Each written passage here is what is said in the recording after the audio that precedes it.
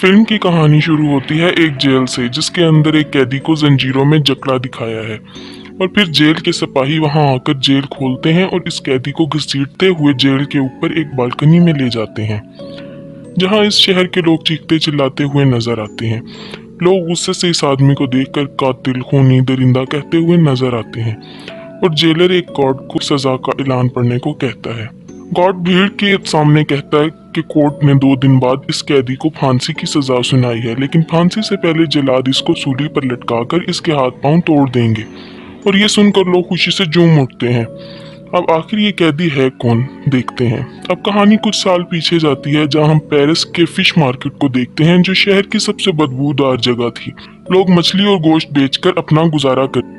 यहाँ हम एक मछली बेचने वाली औरत को देखते हैं जिसका बच्चा पैदा होता है और वो मरा हुआ होता है।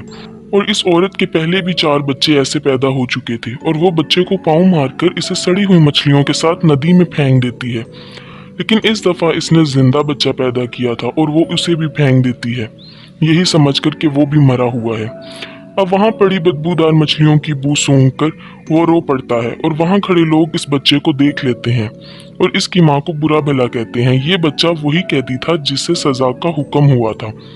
इस कैदी का नाम जॉन था। इसके पास 2 खसूसियत थी। एक ये कि इसकी नाक ऐसी थी जो सूंघने का काम बहुत अच्छा सर अंजाम देती थी, और दूसरा ये कि जब भी कोई उसे खुद से दूर करता, इस शख्स की किसी न किसी तरह से मौत हो जाती। जैसे कि इसकी माँ जो इसे पैदा करते ही फेंक देती है, इसे फांसी की सजा सुनाई जाती है। और जॉन को एक मैडम गिलार्ड होती है, इसके यतीम खाने में भेज दिया जाता है, जो सिर्फ पैसे के लिए बच्चों को पालती थी। लेकिन यतीम खाने में कुछ बच्चों को डर होता है कि इनकी जगह ना छिन जाए। वो जॉन को मारते हैं, लेकिन गिलार्ड दरमियान में आकर इन्हें बचा लेती है और इन बच्चों को मारती है। और यतीम खाने में कुछ मुश्किल हालात देखने के बाद जॉन 5 साल तक बोल नहीं पाता, मगर वो सूंघ कर हर चीज का पता लगा लिया करता है। अब 13 साल की उम्र में यतीम खाने में जगह न होने की वजह से गिलार्ड इसे जानवरों की खाले लेने वाले आदमी को बेच देती है। जैसे ही जॉन वहां से जाता है, कुछ चोर गिलार्ड को मारकर इसके सारे पैसे चुरा लेते हैं। अब वो शख्स जिसको जॉन बेचा गया होता है, वो जॉन से बहुत सख्त काम लेता है और वो इसे एक दफा शहर भी ले जाता है, जहां जॉन पहली दफा बदबू के अलावा भी कुछ अच्छी दुनिया और खुशबू का मजा लेता है। जॉन सामान छोड़ने के बाद एक दुकान को देखता है जो परफ्यूम शॉप होती है, और वो इसकी तरफ खींचा चला जाता है।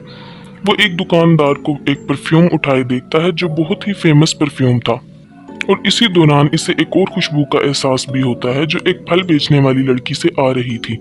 वो इसकी तरफ खींचा चला जाता है। वो लड़की इसे भूखा समझकर कुछ फल देती है और वो इसका हाथ पकड़ लेता है, जिसे देखकर वो डर जाती है और भाग जाती है। अब जॉन अपनी सूंघने की एबिलिटी से इसे ढूंढ लेता है और इसके पीछे जाकर बैठ जाता है।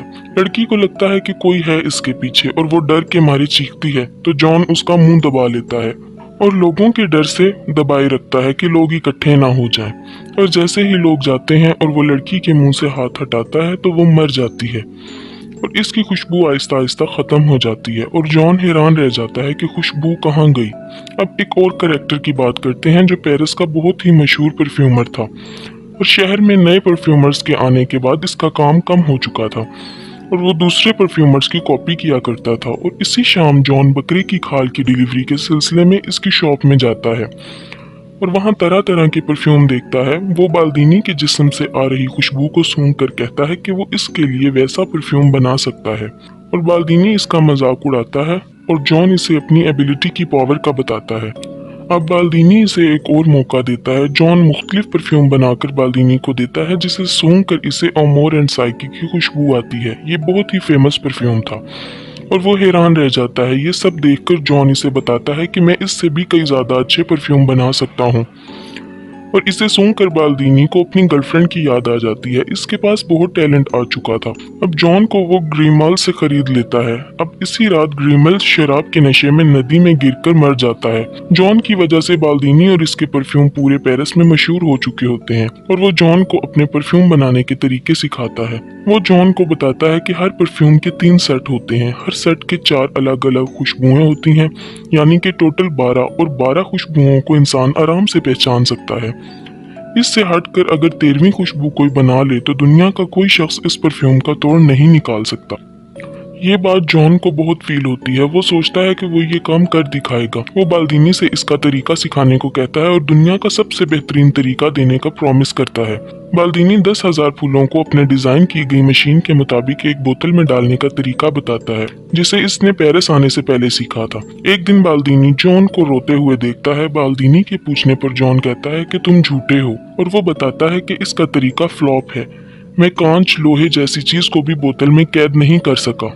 जॉन ये सब देखकर बाल्दीनी के वाक्य के बाद बेहोश हो जाता है। अब बाल्दीनी इसके बीमार हो जाने से परेशान हो जाता है कि मेरी शोहरत ना चली जाए। जॉन बाल्दीनी से और कई नए तरीकों के बारे में पूछता है। बाल्दीनी इसे जानवरों के जिस्म की चर्बी से खुशबू निकालने का तरीका बताता है और इसे ग्रास जाने का हुक्म देता है और बदले में इससे 1000 फार्मूलाज लेता है। बाल्दीनी इसे वहां से बेच देता है। अब जॉन ग्रास में जाकर काम सीखता है और जॉन के जाते ही इसका घर टूट जाता है, जिससे बाल्दीनी की मौत हो जाती है। ग्रास जाते हुए जॉन को पहली बार आजादी का एहसास होता है। वो किसी का गुलाम नहीं था, अपने फैसले खुद ले सकता था। अब ग्रास जाने के 2 रास्ते होते हैं, एक गांव से जाता है और दूसरा पहाड़ों से। अब वो पहाड़ से जाना शुरू कर देता है। रास्ते में इसे एक गार मिलता है जहां वो आराम के लिए रुक जाता है। वो वहां सुकून से सो जाता है और कई दिन वहां गुजारता है। एक दिन इसे वही फल वाली लड़की का ख्वाब आता है। जॉन घबराकर उठ जाता है और अपने जिस्म को सूंघने लगता है, लेकिन इसे कोई खुशबू का एहसास नहीं होता। अब वो बाहर बारिश में जाकर नहाता है, तब इसे एहसास होता है कि इसकी अपनी कोई खुशबू नहीं है। अगली सुबह होते ही वो ग्रास पर रवाना हो जाता है और रास्ते में इसे वही खुशबू आती है जो इसे फलों वाली लड़की से आई थी। वो देखता है कि एक बहुत प्यारी लड़की एक बग्गी से उतरती हुई नजर आती है, जिसे देखकर वो इसका पीछा करता है और ग्रास में आ जाता है। इस लड़की का पीछा करते वो एक महल में दाखिल होता है जो वहाँ के अमीर शख्स रिचिस का होता है, और वो खूबसूरत लड़की लॉरा इसकी बेटी होती है, जो पूरे ग्रास शहर में सबसे खूबसूरत लड़की थी। ग्रास में जॉन एक औरत के अंडर काम करता है। इस औरत का शोहर जॉन पे पूरी नजर रखता है। जॉन इनके पास रहते हुए जानवरों की चर्बी से खुशबू निकालने के 2 नए तरीके सीखता है, और पहले तरीके का इस्तेमाल वो अपने साथ काम करने वाली लड़की पे करता है, जिसमें वो इस लड़की की डेड बॉडी को एक बड़े टैंक में जानवरों की चर्बी के साथ उबालता है, मगर वो कामयाब नहीं हो सकता। और दूसरे तरीके के लिए वो एक तवाइफ को पकड़ता है और जिसमें वो जानवरों की चर्बी का इस्तेमाल एक कपड़े पर लेप लगाकर करता है। जॉन इसे मारकर इसके बाल काट देता है और इसकी डेड बॉडी को लेप लगाकर कपड़े में लपेटता है, और फिर इस कपड़े से चर्बी निकालकर बाल्दीनी के सिखाए हुए तरीके से खुशबू निकालने में कामयाब हो जाता है, जिसे वो तवाइफ के पालतू कुत्ते पर इस्तेमाल करके चेक करता है। अब वो बाल्दीनी के बताए हुए 13 बोतल का सेट तैयार करता है, यानी कि हर बोतल के लिए एक कत्ल। लॉरा की बर्थडे पार्टी में सब लड़के और लड़कियां छुपन छुपाई खेलते हैं, जहां मौका पाकर जॉन भी आ जाता है और लॉरा पर हमला करता है, मगर वो बच जाती है और पार्टी से 2 जुड़वा बहनें गायब हो जाती हैं। अब हम देखते हैं कि जॉन इन 2 लड़कियों को मारकर अपने सेट की पहली 2 बोतलें तैयार करता है और इन दोनों की लाशें शहर के पुल के नीचे पानी में तैरती हुई नजर आती हैं। इसके बाद पूरे शहर में लड़कियों की मौत का सिलसिला शुरू हो जाता है और डर के मारे लोग अपनी बेटियों को बचाने के लिए घरों के बाहर ताले लगाना शुरू कर देते हैं। लेकिन जॉन 12 बोतल्स का सेट तैयार कर लेता है और इन्हें एक बड़ी बोतल में मिला देता है। अब परफेक्ट परफ्यूम बनाने के लिए इसे एक और बोतल चाहिए होती है, यानी लॉरा का कत्ल। अब ये सब देखकर रिचिस कहता है कि जितने लड़कियों की मौत हुई है वो सब कवारी थी और इनकी बॉडी पर कोई जोर जबरदस्ती का निशान भी नहीं था। इस कातिल ने इन लड़कियों को किसी खास वजह से मारा है।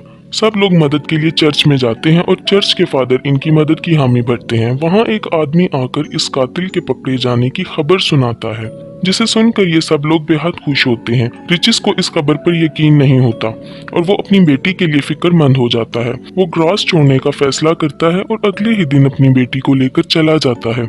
जॉन शहर से जाती लॉरा की खुशबू को फील करता है और इनका पीछा करता है और अपनी एबिलिटी से इनको ढूंढ लेता है। और दूसरी तरफ तवाइफ का कुत्ता अपनी मालकिन के कपड़े और बालों को जॉन के कमरे से निकालता है, जिसे दरोट देख लेता है। दरोट जॉन के साथ काम किया करता था और पुलिस की इन्वेस्टिगेशन पर बाकी लड़कियों के बाल और कपड़े भी मिल जाते हैं। रिचिस अपनी बेटी लॉरा के साथ एक होटल में रात गुजारता है, जहां वो अपनी बेटी के कमरे की चाबी अपने रूम में ही रखता है और जॉन इसके कमरे से वो चाबी उठा लेता है और लॉरा के कमरे में जाता है। अब अगले दिन जैसे ही रिचिस कमरे में जाता है, लॉरा की लाश देखकर बेहद रोता है। अब जॉन 13वीं बोतल भी बनाकर कामयाब हो जाता है और इसे अपनी फाइनल बोतल में मिला देता है।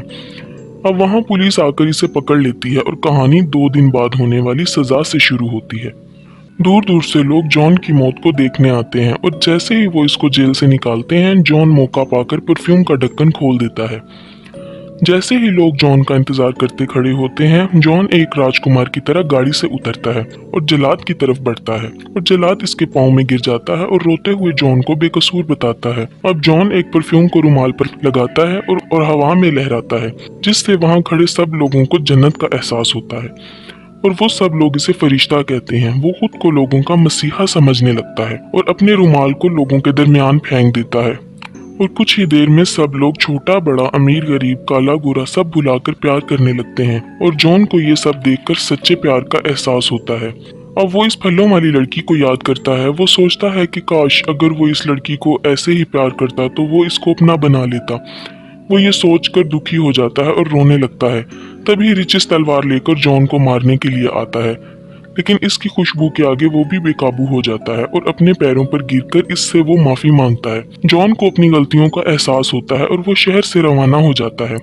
कुछ देर के बाद शहर के लोगों से परफ्यूम का असर खत्म हो जाता है। अब जॉन उसी मछली बाजार में जाता है जहाँ वो पैदा हुआ था और अपनी जेब से परफ्यूम की बोतल निकालता है और अपने ऊपर गिरा लेता है, जिसे देखकर सब लोग वहां पर बैठे हुए इसके ऊपर परफ्यूम की खुशबू की वजह से गिर पड़ते हैं और इसे नोच डालते हैं और इस तरह जॉन का भी खात्मा हो जाता है।